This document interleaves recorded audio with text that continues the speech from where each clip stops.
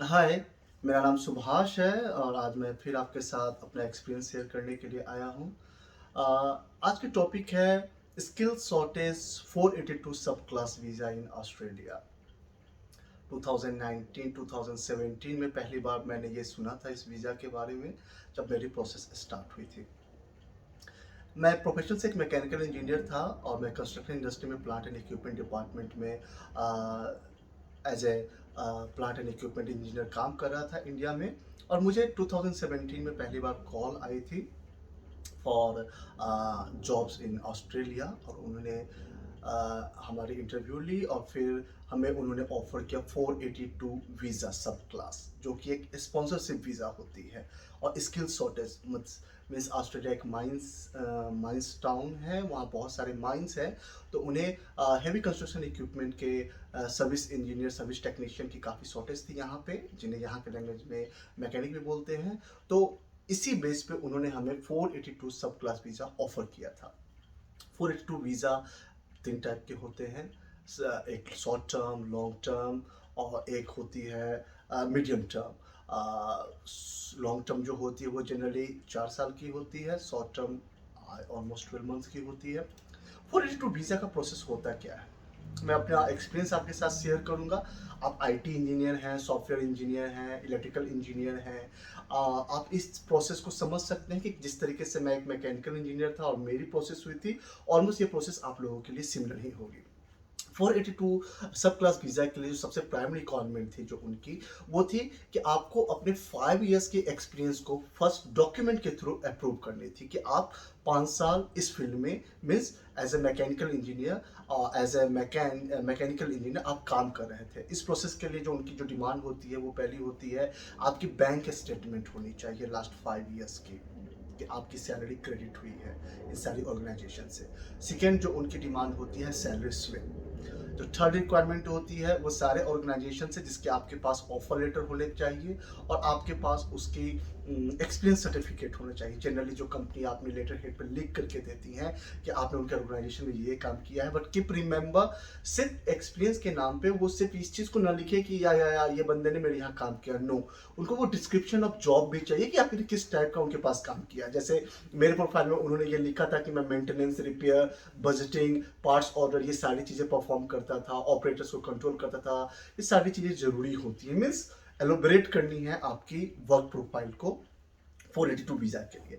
पहले फेज में ये आपसे ये सारे डॉक्यूमेंट लेते हैं और इस चीज़ों को वो गवर्नमेंट ऑफ ऑस्ट्रेलिया के पास आपकी प्रोफाइल बना करके वो इस चीज़ को सबमिट करते हैं। और जैसे ही गवर्नमेंट ऑफ ऑस्ट्रेलिया इस चीज़ को अप्रूव कर देते हैं कि यस, और वाट एवर इंफॉर्मेशन आपने उन्हें दिया है ये सही है, तो उसके बाद आप प्रोसेस नंबर 2 में आते हैं। जो प्रोसेस नंबर 2 होती है, उस प्रोसेस के लिए गवर्नमेंट ऑफ ऑस्ट्रेलिया ने बीटा सिस को अप्रूव कर रखा है।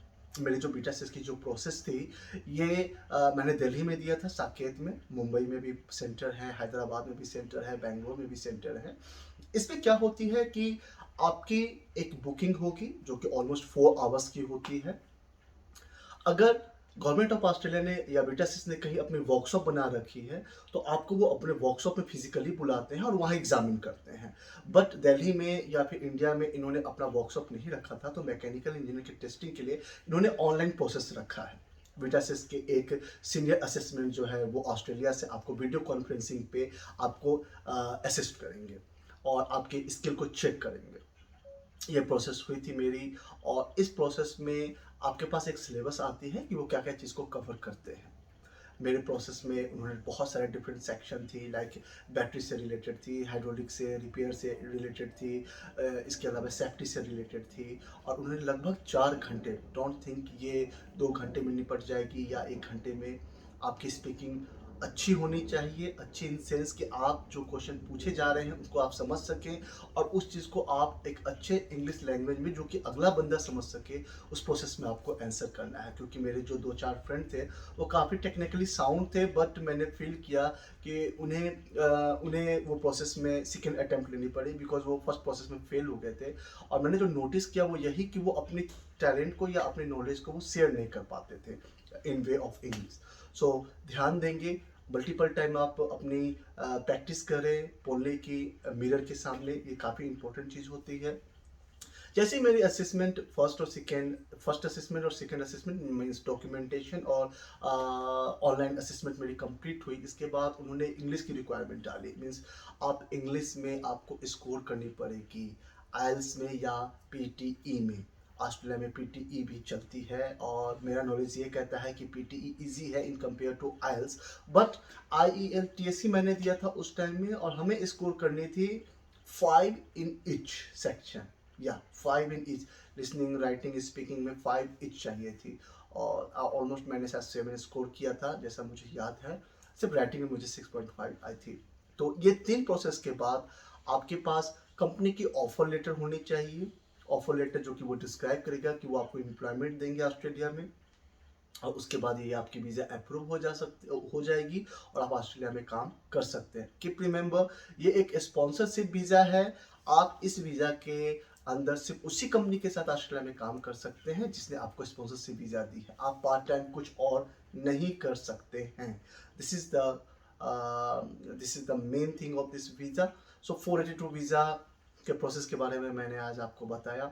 होपफुली ये इंफॉर्मेशन आपके लिए अच्छी होगी और आपको हेल्प करेगी 482 वीज़ा को समझने के लिए। अगर आपके पास कोई भी क्वेश्चन होता है जो आपको समझ में ना आ रहा हो तो आप मुझे मैसेज करें, मैं कोशिश करूंगा कि मैं आपको रिप्लाई दे सकूं। थैंक यू कि मैंने आपके साथ एक और अपना एक्सपीरियंस शेयर किया है। Thank you very much. Enjoy your day.